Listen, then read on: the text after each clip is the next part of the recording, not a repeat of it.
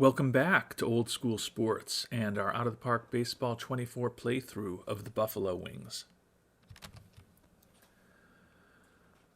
We are closing in on the midway point of the 2041 season, and it's been a good year so far for the Buffalo Wings. At 47-24, we are half a game up on the Padres for the best record in the National League, 6.5 up on the Marlins for the NL East, and we are half a game behind the Cleveland Guardians for the best record in all of baseball. So been pretty productive on the field.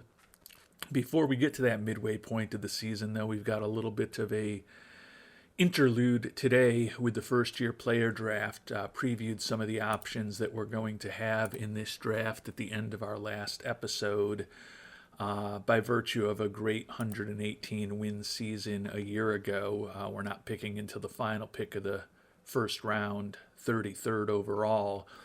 But we do have two of the 6 first-round supplemental picks, the 4th and the 6th picks in the supplemental first round, by virtue of Steve Anderson and Daniel Meza having left our team as free agents last offseason. So we're going to be picking 33, 37, and 39 in the next few minutes. We've already simmed ahead to our pick, and we talked about some of the options available, as I mentioned, at the end of our past episode. And my initial assessment was that I kind of preferred the pitchers who were available better than the hitters who were available. And with the strength of our farm system at this point, in a perfect world, particularly with 3 first-roundish type picks coming up, would love to add some talent in terms of position players. But quite honestly, as I spent some more time offline, I agree with my initial assessment.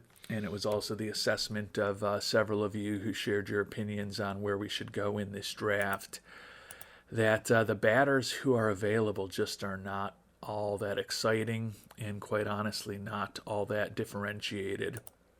So I have come to the conclusion that we're going to go with a pitcher here in the first round with at least our first pick and possibly even our second and third picks.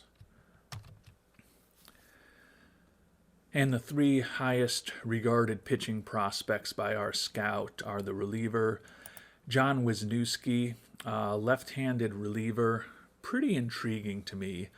Ground ball pitcher with ground ball tendencies, already throws in the low to mid-90s, just barely 18 years old. His fastball, not far off major league quality. His cutter, quite honestly, isn't that far off either. And our scout sees his stuff, movement, and control all being excellent to exceptional if he fully develops. He also has pretty good stamina for a reliever. Don't think that changeup is going to ever materialize into anything. There's always some random chance that some player develops a extra pitch, although it's pretty rare that that happens, particularly when a player doesn't have strong work ethic and intelligence and traits like that, which unfortunately Wisniewski doesn't.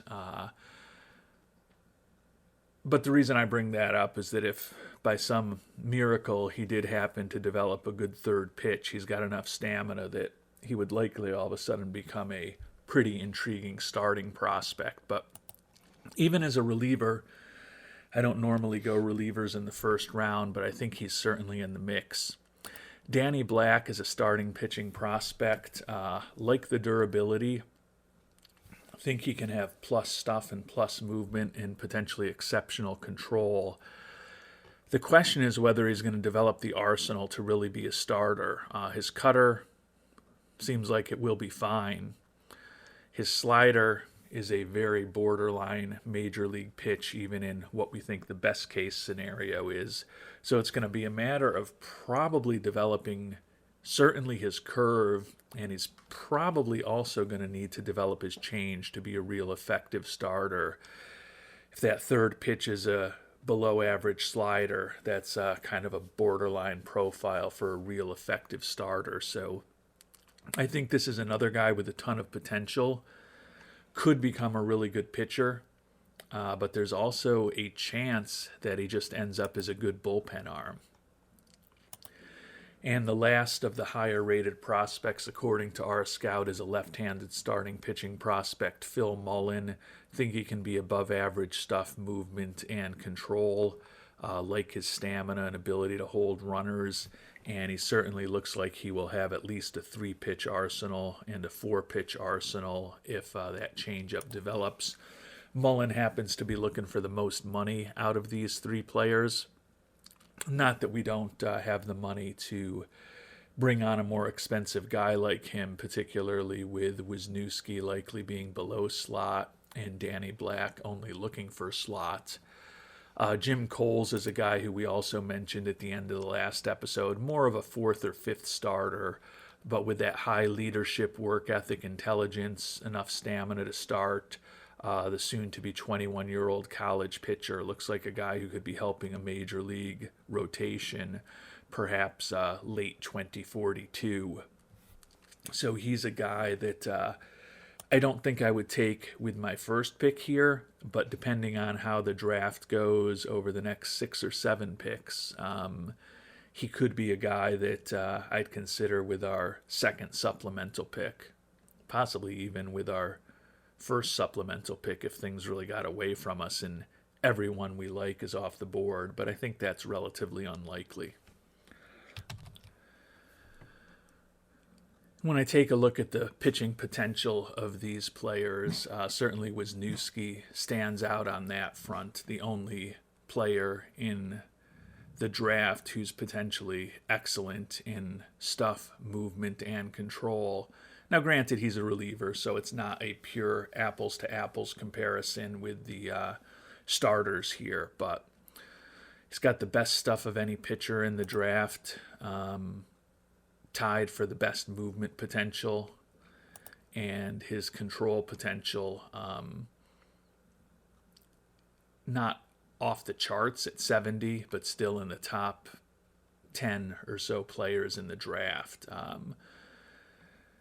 Now, admittedly, he's a reliever, as I said, so, you look at someone with a profile like Black, 15 lower stuff, 15 lower movement, but actually 5 better control. But he's a guy who throws harder, has more stamina, and does have at least the potential to develop into a starting pitcher if he can develop at least 2 out of 3 among his slider, curve, and changeup. Also like the durability of a Danny Black. But as I said, I don't think there is certainty that he's going to develop 2 of these 3 pitches to be major league quality. And if he doesn't, he kind of ends up as a high volume reliever with that durability and the 55 stamina, which is very valuable. But Wisniewski with 45 stamina as a reliever, I think, is a better pitcher. Doesn't have the same durability, and I rarely ever go for a reliever in the first round. Really often try to even avoid going for a reliever in the second round. But I think that Mullen and Coles are lower ceiling prospects. Black is a high ceiling, but there's a pretty low floor. I mean, no guarantees that any of these pitches are going to develop, particularly the change. But he could be a borderline 1.5, 2 pitch guy if development doesn't really go well. So we're going to do something a little different, and we're going to go with the left-handed reliever flamethrower Wisniewski here in the first round with the 33rd pick overall. And my hope is that out of Black, Mullen, or Coles, a couple of them will still be left when we pick again 4 picks from now.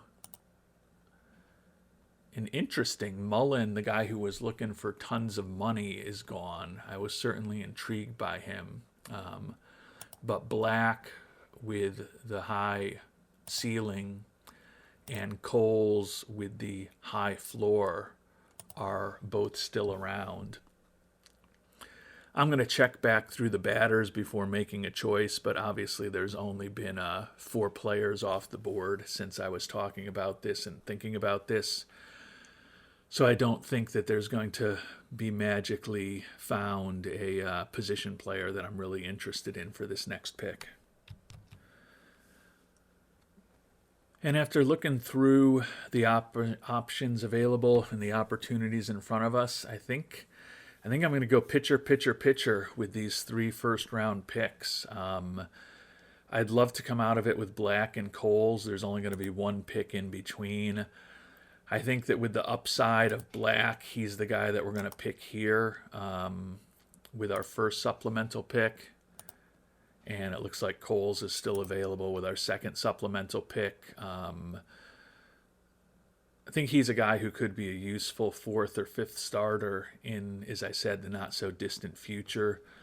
Been playing good competition at Louisiana Tech, and he's got the holy trinity of personality traits with that high leadership, work ethic, and intelligence. Already throws in the mid to high 90s. Think it's a very high probability event that he'll be a useful major league pitcher. Probably won't be a star, but there's a chance. So we're going to go ahead and draft Mr. Coles here. So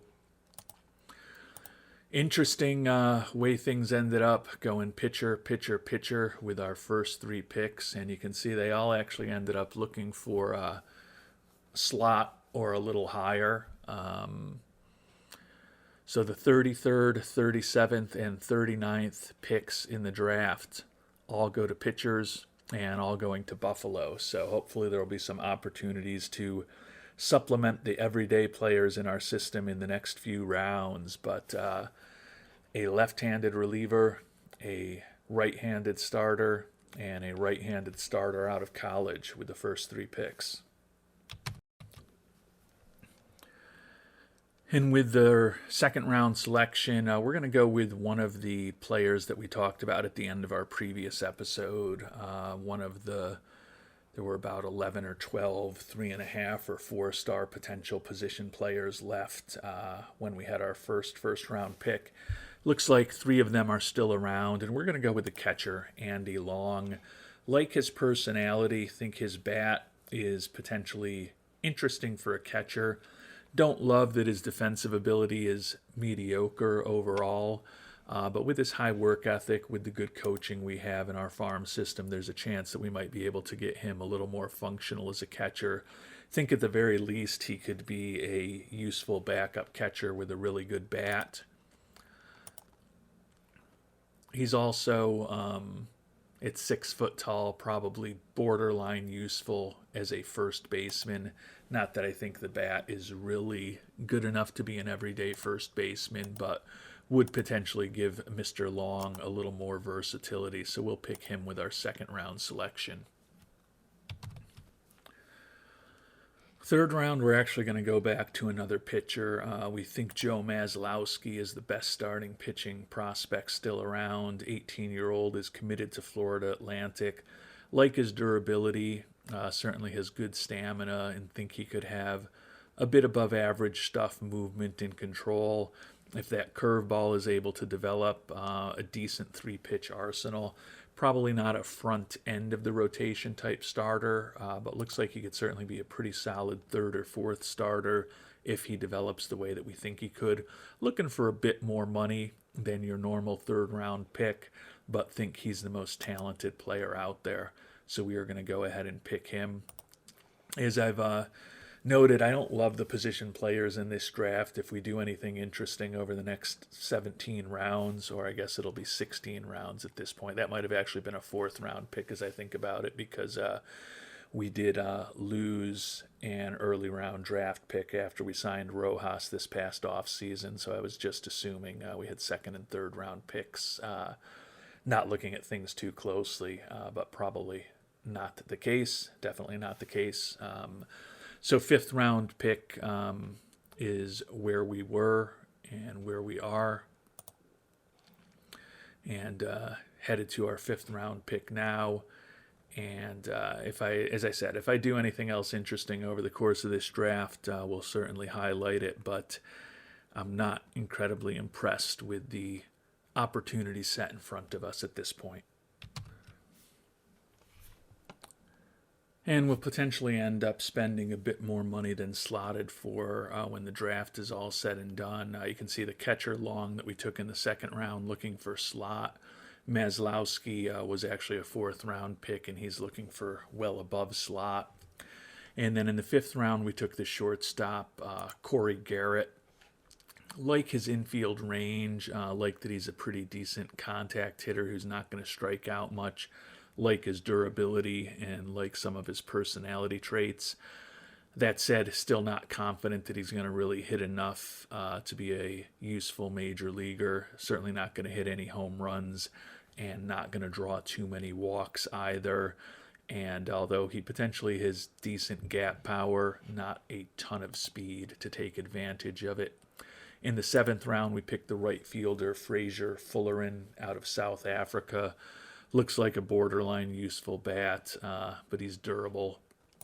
And in the eighth round, took another catcher, Yusuke Woodruff. Think that the bat is potentially interesting for a catcher. Pretty mediocre defensive profile as well, but gives us a little more depth in terms of adding some new catchers into our farm system. So nothing particularly exciting, but we're through another draft, and we've got high hopes for the three pitchers that we took in the first round. So with the fact we were over slot on a few players, and then we also picked some players in the middle rounds that were looking for decent sized bonuses for where they were picked. You can see our total money available now less than $3 million.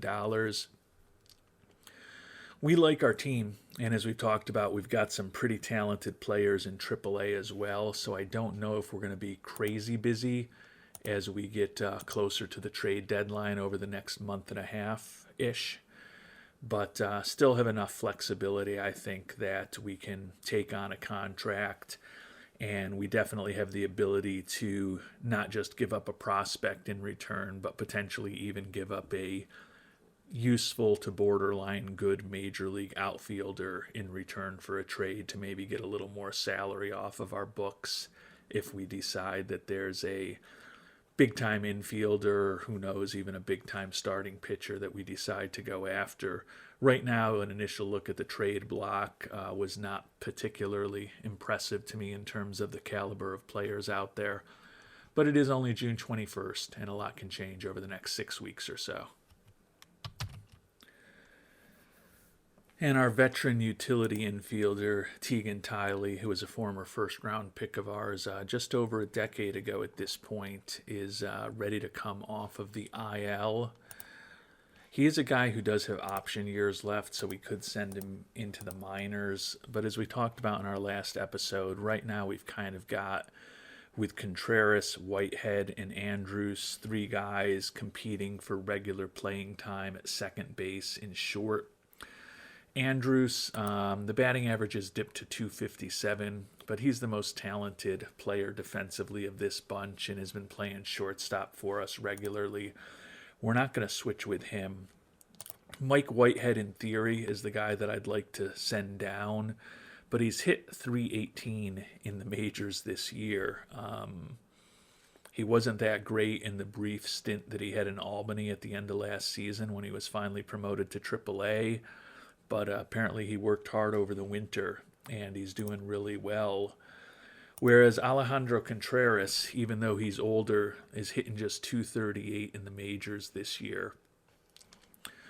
So we're actually going to send Contreras back down to AAA. Again, I mentioned this in the end of the last episode too. When we get to the playoffs, I think it's very conceivable that Tiley would be the odd man out among Contreras, Whitehead, and Andrus as far as if we can only have 3 of the 4 of those players on our playoff roster. But right now I want to ensure that these 3 guys, Contreras, Whitehead, and Andrus, all continue to get regular playing time. And Andrus is our best defensive shortstop, and Whitehead is hitting 318 in the majors. So even though I think Contreras probably has the most upside of the 3, we're going to send him back down to AAA to ensure that he continues to play every day.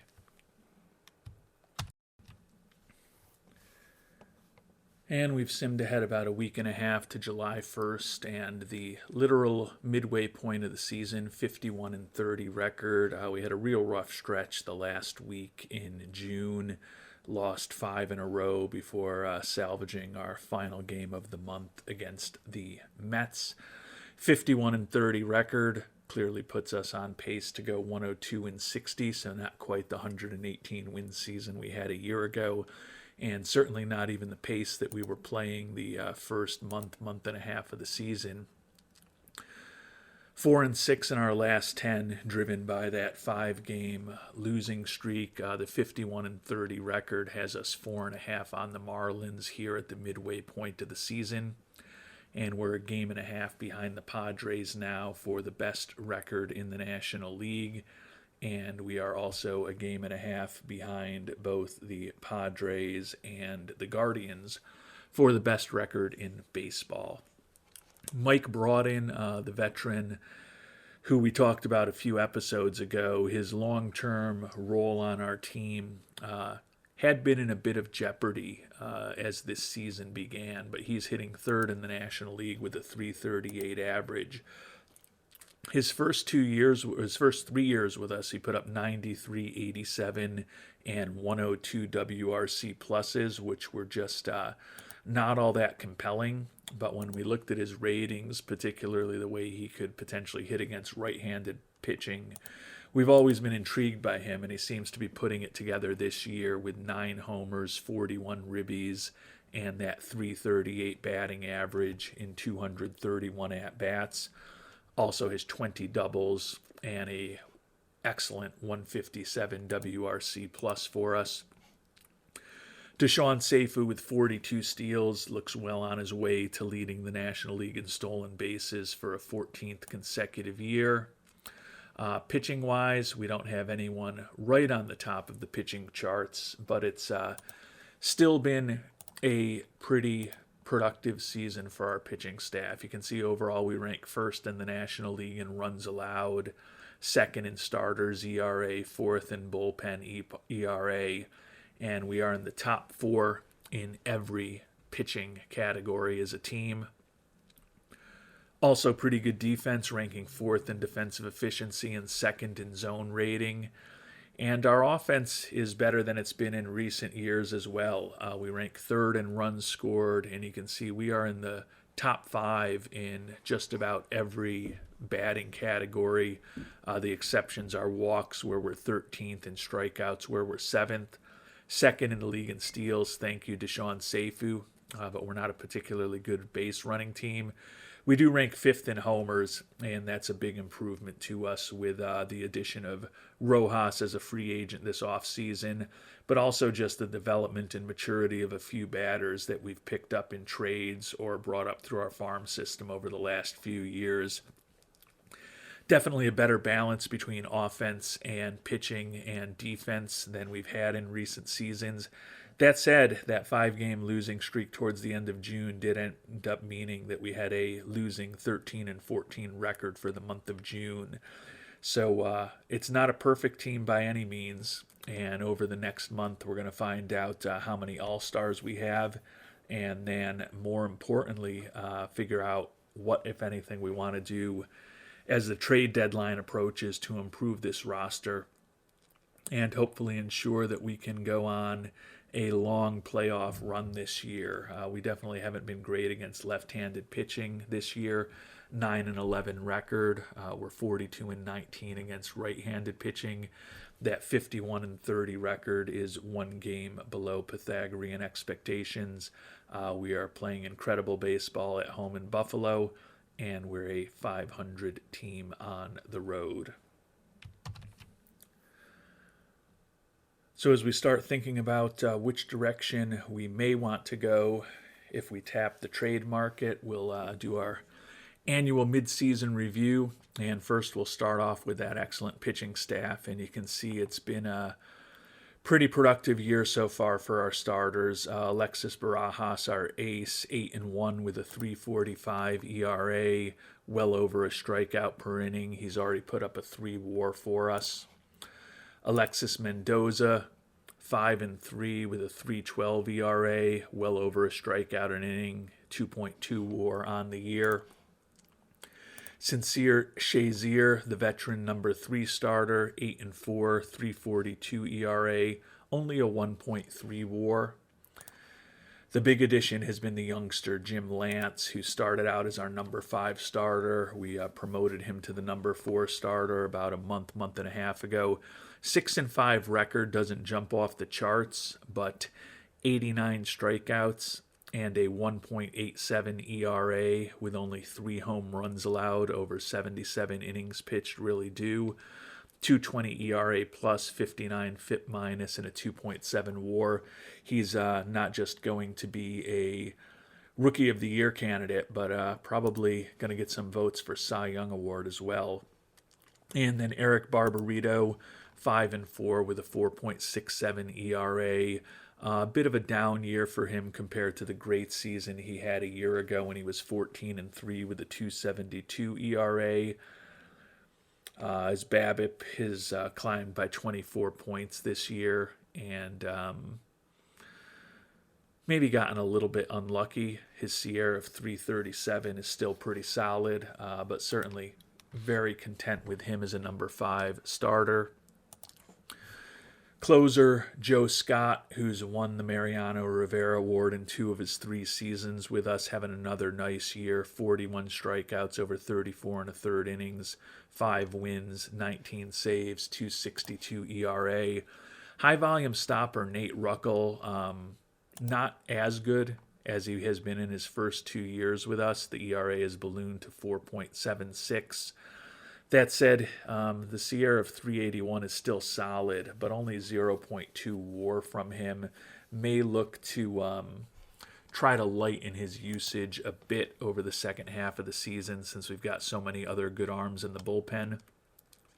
Our 2 setup guys, Damari Hainsworth and Elvin Jimenez, both have 2.73 ERAs on their way to 50 to 60 innings of work. Robbie Farrell, a 2.53 ERA over 32 innings. Sean Drawn, who we picked up off the waiver wire, 5.06 ERA for the lefty, but he got off to a really poor start, so he's actually been pitching better of late. Nelson Davila, the Rule 5 pick, a 2.70 ERA for us, and then David Espinoza, the veteran lefty at this point, who can also start for us in a pinch, a 2.14 ERA over 42 innings pitched. So pretty happy with the pitching staff.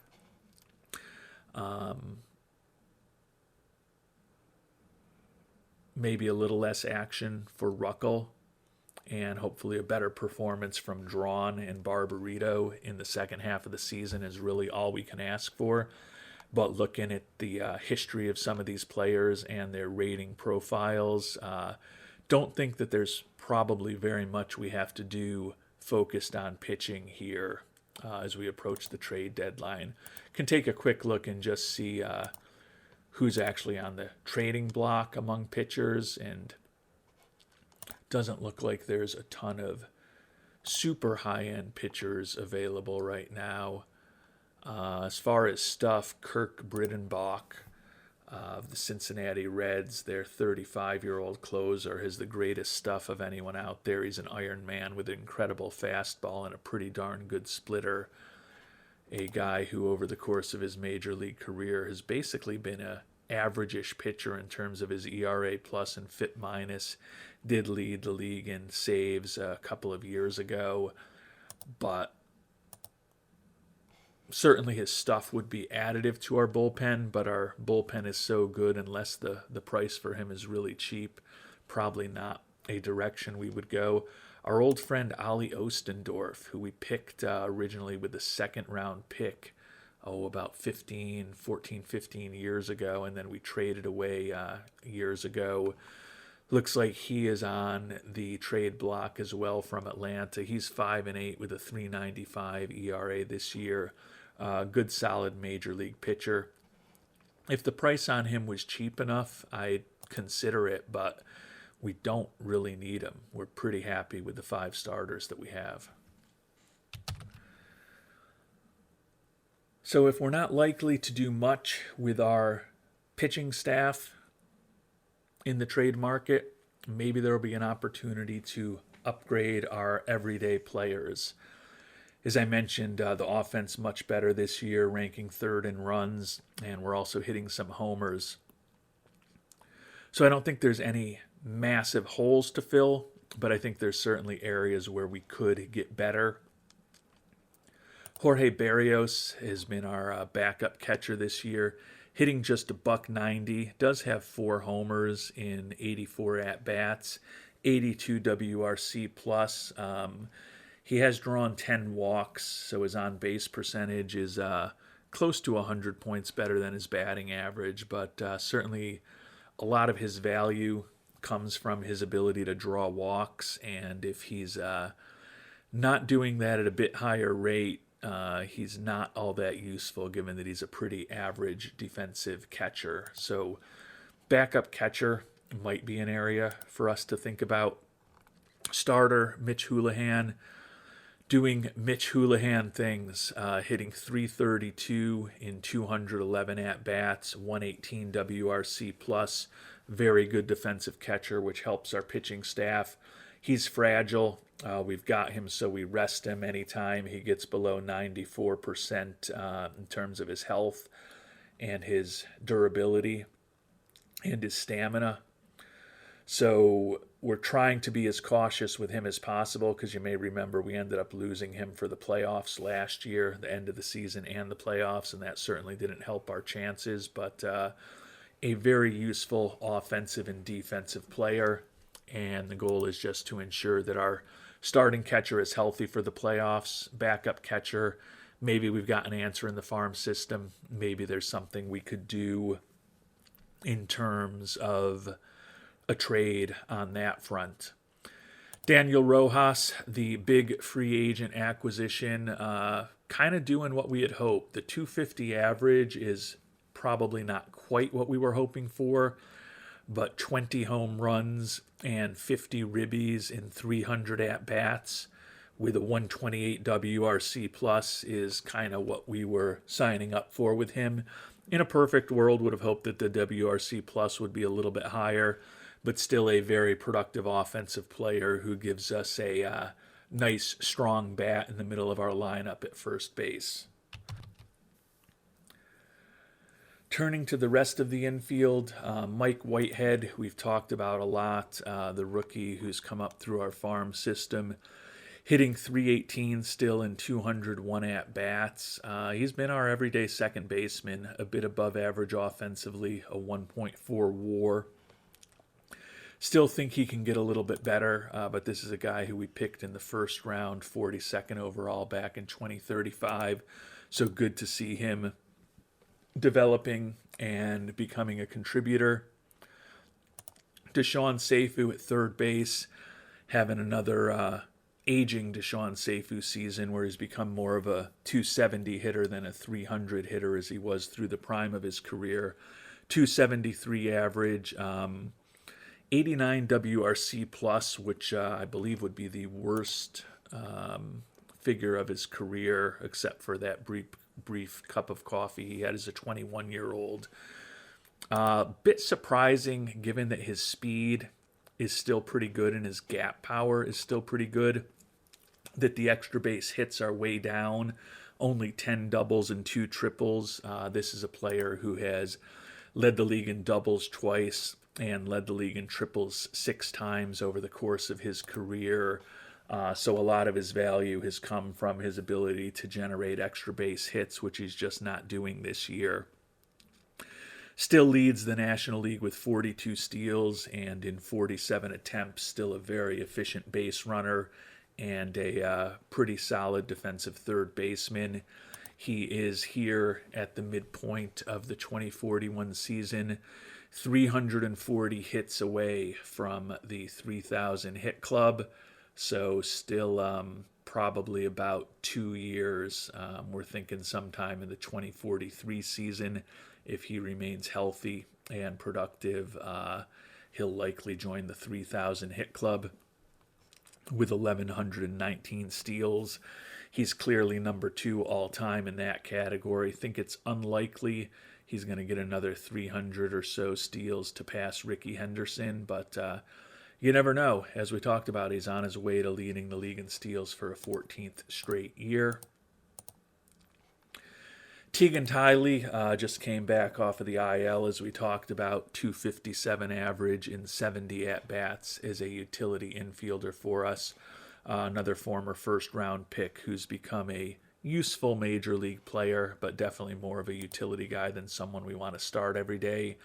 And then Jim Andrews, the young shortstop who we picked up, is the cornerstone from our perspective of that trade away of our longtime two-way player, Juan Estrada, this past offseason.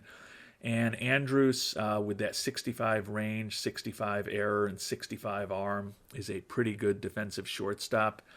And he's hitting 252, 19 doubles, and 262 at-bats, putting up an 82 WRC plus. If he's an 80 plus WRC plus type player with his glove, think he is more than capable as a shortstop for us for the next several years. And our scout still thinks that his contact, gap power, and avoid strikeout ratings can improve, which could mean that he ends up being even a somewhat more effective offensive player than he already is today. And as we've talked about, we've also got Mr. Contreras, who's another quality infielder down in AAA.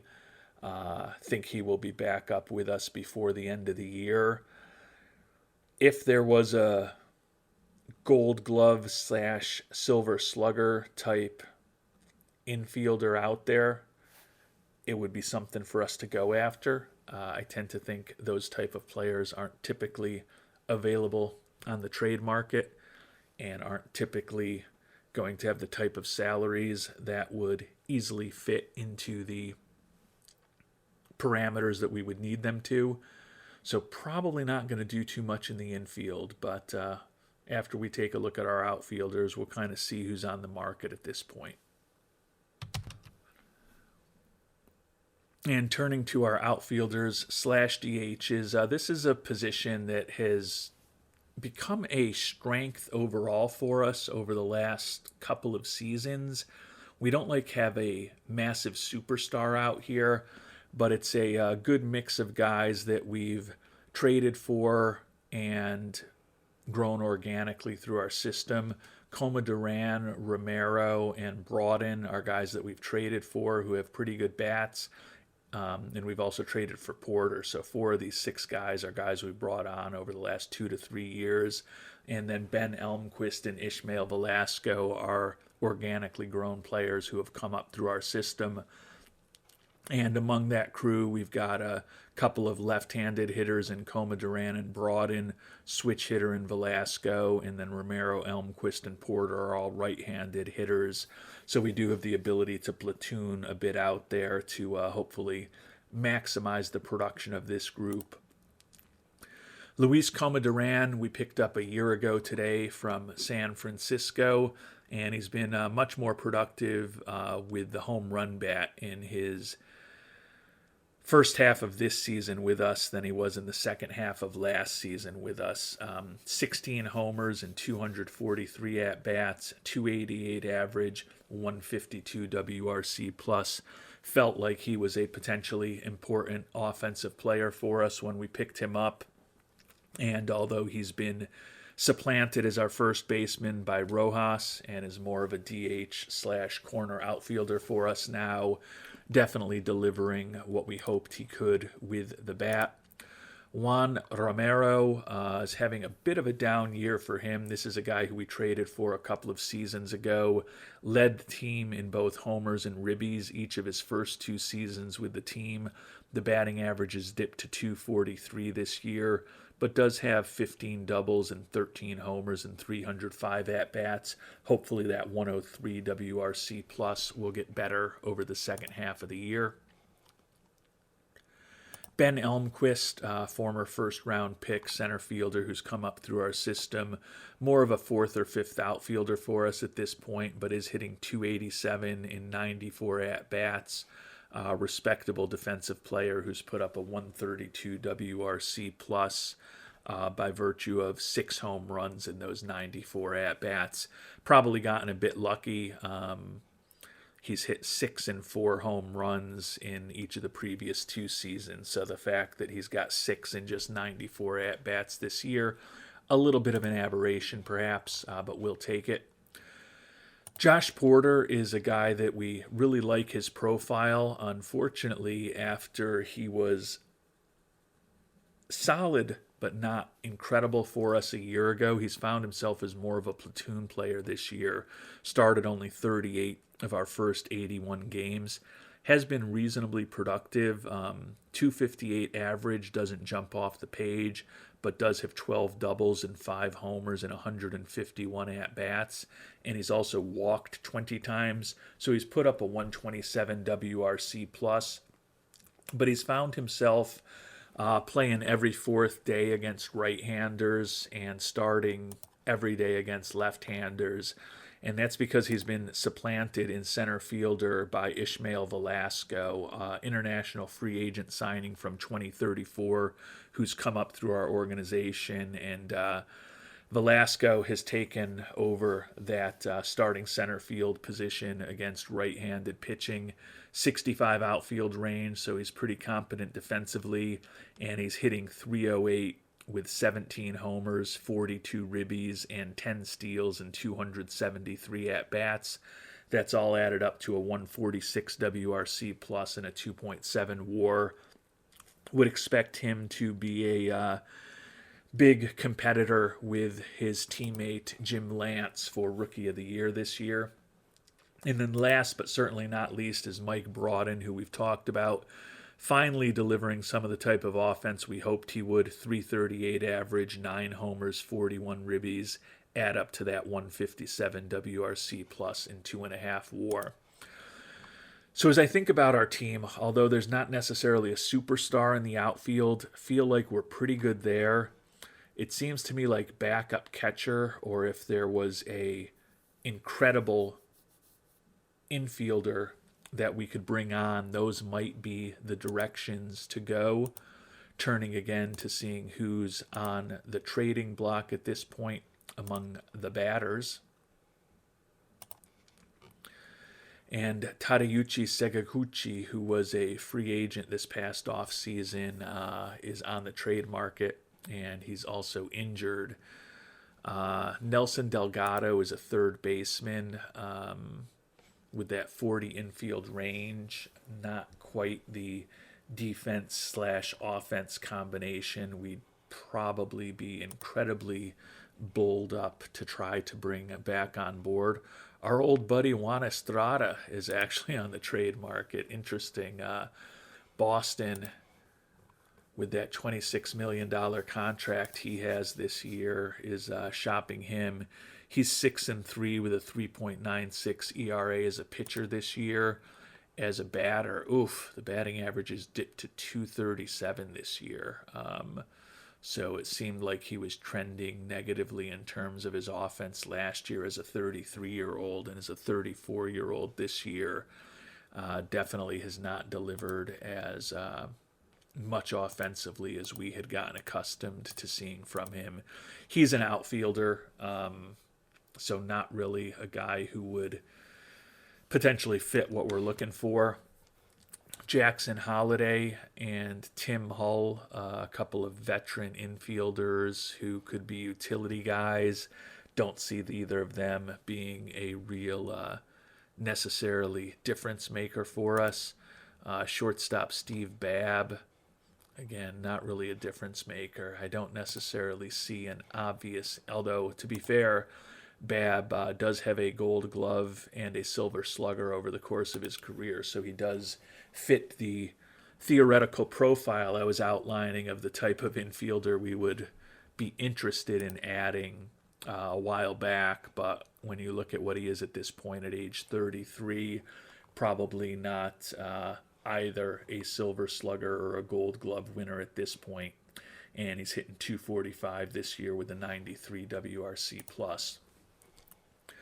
So I don't know that there's any obvious answers. Our old catcher, Walt Miller, who we like defensively, is hitting only buck 65 in Colorado. Wow, that's hard to do, to hit a buck 65 in Colorado. 5 homers and 212 at bats. He's been a pretty productive hitter for them since we shipped him away a few years ago when he started making a little bit more money. You can see that he is making $14.3 million this year.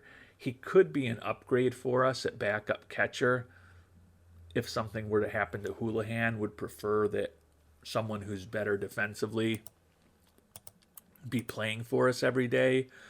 So he's certainly a player to potentially investigate a bit. Don't know that we'll end up being able to do anything because I don't necessarily want to take on a ton of his salary. But I feel like whatever we end up doing, we're going to be doing it from somewhat of a position of strength, given that we are on pace for another 100-win season this year, in contention for the best record in baseball, and hopefully we'll be winning the National League East for, what would it be, the 9th time in 10 years, or the 10th time in 11 years? I can't remember. It would be the 10th time in 11 years if we are able to win the National League. Or no, it wouldn't. It would be the 9th time in 10 years. If I could count, that would help if we're able to win the NL East this year. And certainly with a 4.5 game lead here on July 1st, we should be considered the favorites to do that. So feel like the team is in good shape at this point. We've got no one on the injured list at the major league level, so that's good. And pretty happy with how the team is performing and pretty happy with the roster. We do have a little bit of capacity, as I mentioned, to take on some salary and improve the roster on the margin, and that's something that we'll be looking at in our next episode. And we'll also, as I talked about earlier, find out how many All-Stars we have on this team that looks like it's set to win 100 games this year. And we'll find out the answer to the All-Star question, and more importantly, the answer to what, if anything, we end up doing to hopefully set this roster up for playoff success at the trade deadline in our next episode.